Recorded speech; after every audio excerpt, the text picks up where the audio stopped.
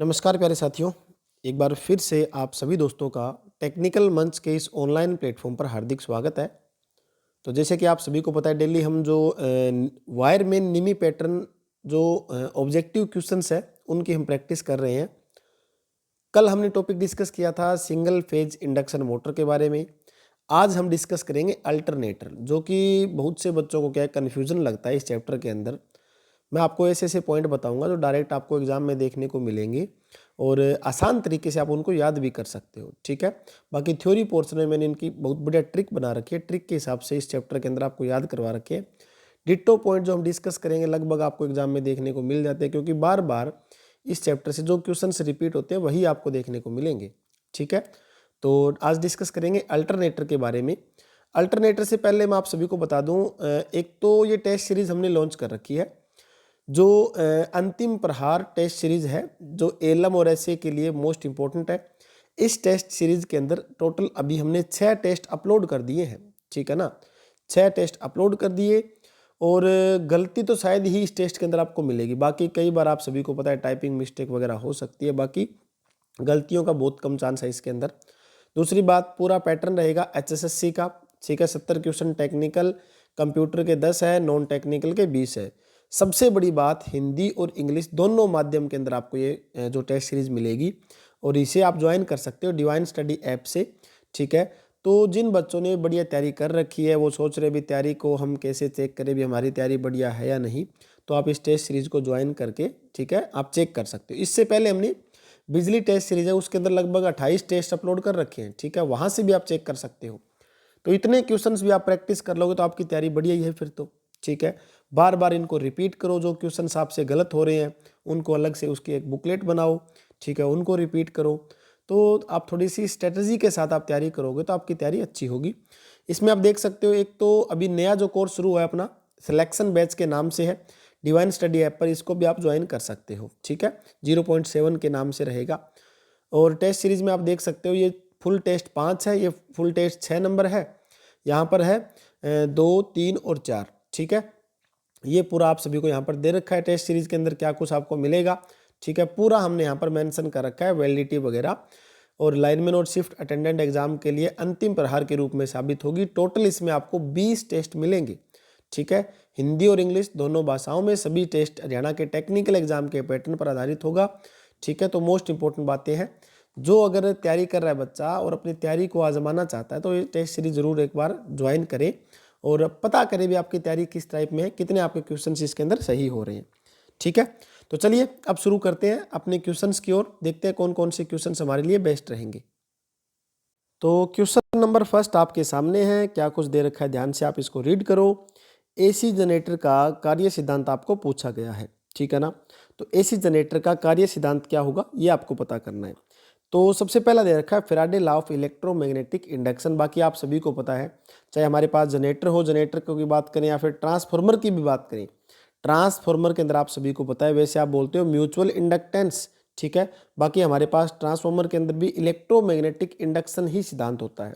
ठीक है ना, इलेक्ट्रो से मैग्नेट बनता है और उसका हमारे पास इंडक्शन के लिए हम काम में लेते हैं। ठीक है ना, तो ये हमारे पास सिद्धांत रहेगा किसके अंदर, एसी जनरेटर के अंदर। ठीक है, ओम का नियम है, ये आप सभी को पता है, इसके अंदर रेखीय ग्राफ बनता है और सेमीकंडक्टर डिवाइस के अंदर लागू नहीं होता। लेंस का नियम आप सभी को पता है, जो वस्तु जो भी चीज़ें हैं जिसके कारण पैदा हुई है वो उसी का विरोध करे, ये हमारे पास लेंस का नियम होता है।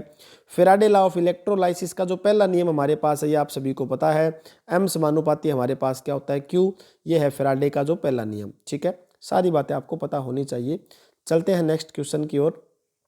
क्वेश्चन नंबर 2, क्वेश्चन नंबर 2 आपके सामने है। ठीक है, और आप सभी को पता है अपनी जो ऐप है डिवाइन स्टडी ऐप, इसे आप जरूर ज्वाइन करें टेस्ट सीरीज के लिए।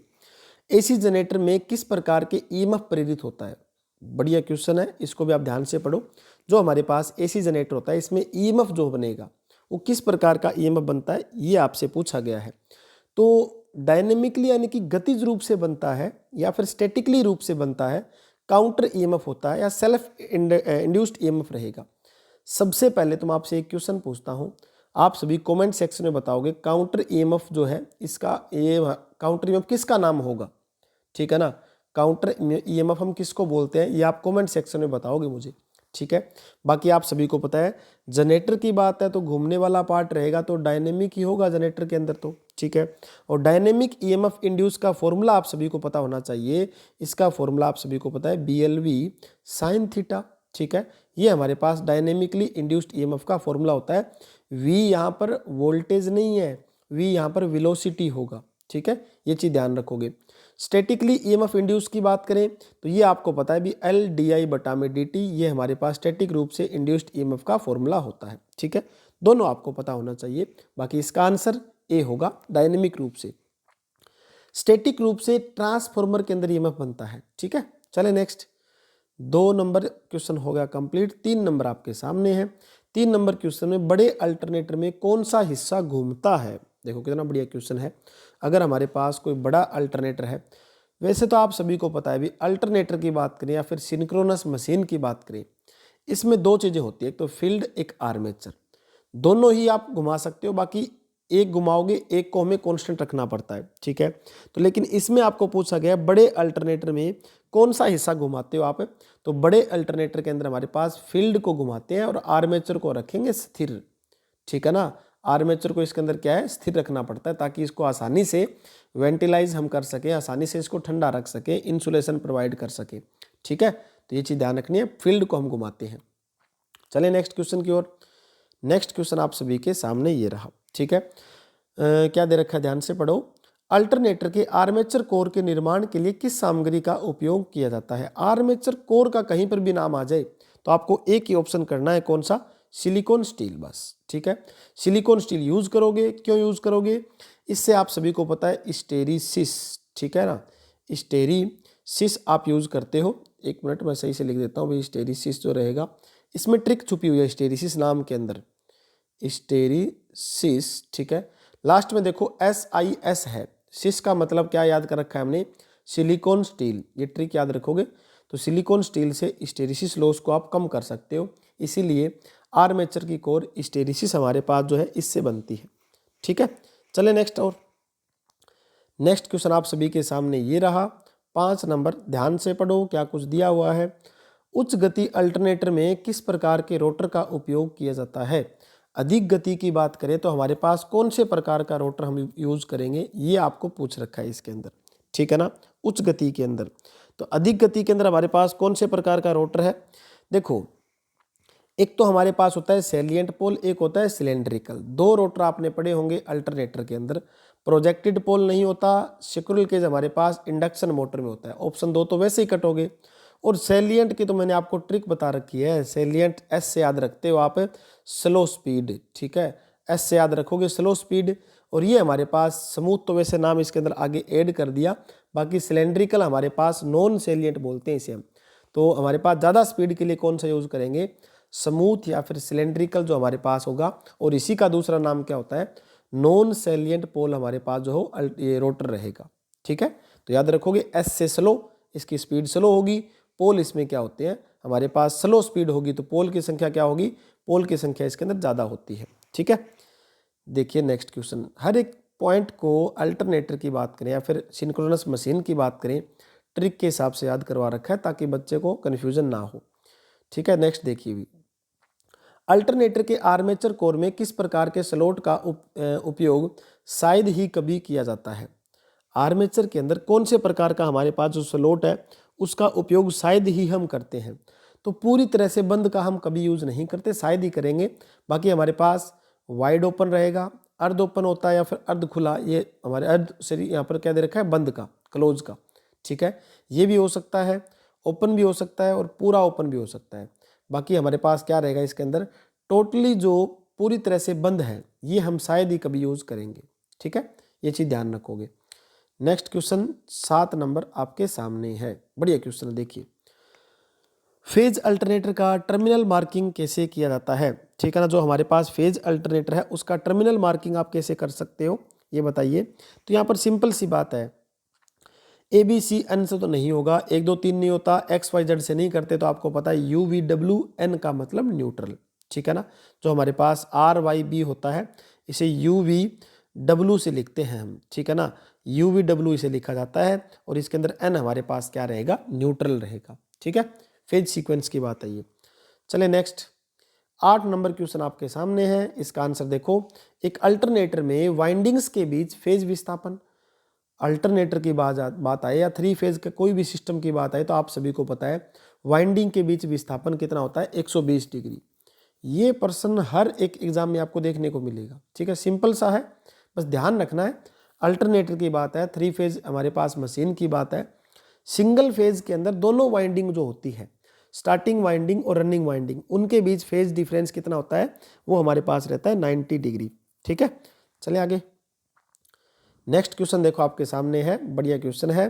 किस प्रकार के रोटर में छोटा व्यास और बड़ी अक्षीय लंबाई, यानी कि रोटर हमारे पास ऐसा कौन सा होगा जिसका डायमीटर तो होगा कम लेकिन लार्जर हमारे पास एक्सियल लेंथ होगी, ठीक है।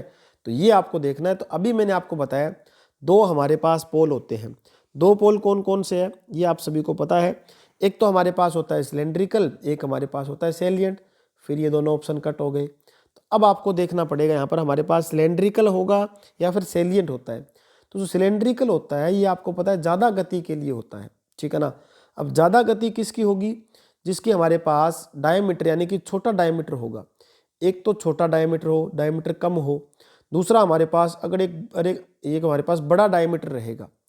अगर ज़्यादा डायमीटर है इसका, ये डी होता है डायमीटर यानी व्यास, इसका डी हमारे पास ये है।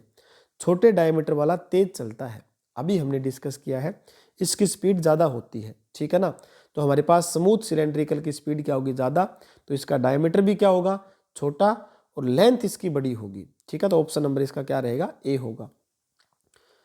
9 नंबर क्वेश्चन कंप्लीट। 10 नंबर आप सभी देखिए क्या कुछ दे रखा है। एक बड़े अल्टरनेटर का एक्साइटेशन सोर्स क्या होता है, ये बढ़िया क्वेश्चन है।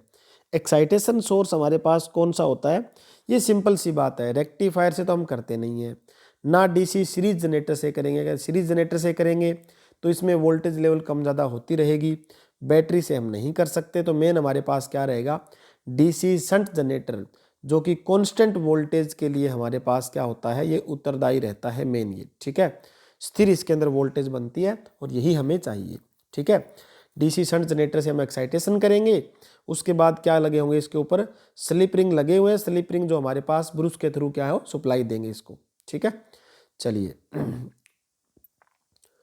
Question number 11, high speed operation के लिए किस प्रकार के अल्टरनेटर का उपयोग किया जाता है। ये देखो दोबारा आ गया, हाई स्पीड ऑपरेशन के लिए हमारे पास कौन से प्रकार का, हाई स्पीड अल्टरनेटर के लिए किस प्रकार का हमारे पास जो अल्टरनेटर है वो यूज करते हैं, ये आपको पूछा गया है इसके अंदर। तो देखिए, एक तो दे रखा है हमारे पास सैलिएंट पोल, ठीक है, दूसरा हमारे पास है स्मूथ सिलेंड्रिकल अल्टरनेटर, तीसरा हमारे पास क्या दिया हुआ है, एक मिनट, चलिए हाँ देखिए, प्रोजेक्टेड पोल अल्टरनेटर, अगला हमारे पास है लो स्पीड अल्टरनेटर, ठीक है। तो इसका हमारे पास क्या रहेगा, वैसे स्मूथ सिलेंड्रिकल प्योर अल्टरनेटर, यहाँ पर हाई स्पीड की बात है तो सिलेंड्रिकल वाला आएगा हाई स्पीड, तो ठीक है ना। हाई स्पीड हमारे पास सिलेंड्रिकल का ही होता है, इसी को आप ऑप्शन करोगे, या फिर यहाँ पर आपको लिखा मिलेगा टर्बो, ठीक है ना, टर्बो भी हमारे पास हो सकता है, ये क्लियर बात। चलिए नेक्स्ट 12 नंबर देखिए क्वेश्चन क्या दिया हुआ है। अल्टरनेटर को रेटेड कैसे किया जाता है, अल्टरनेटर को आप सभी को पता है केवीए में करते हैं, ठीक है। एक तो होता है ट्रांसफॉर्मर, ठीक है, एक हमारे पास क्या होता है अल्टरनेटर, इन दोनों को हम किस में करते हैं, केवीए में हमारे पास क्या है रेटेड किया जाता है।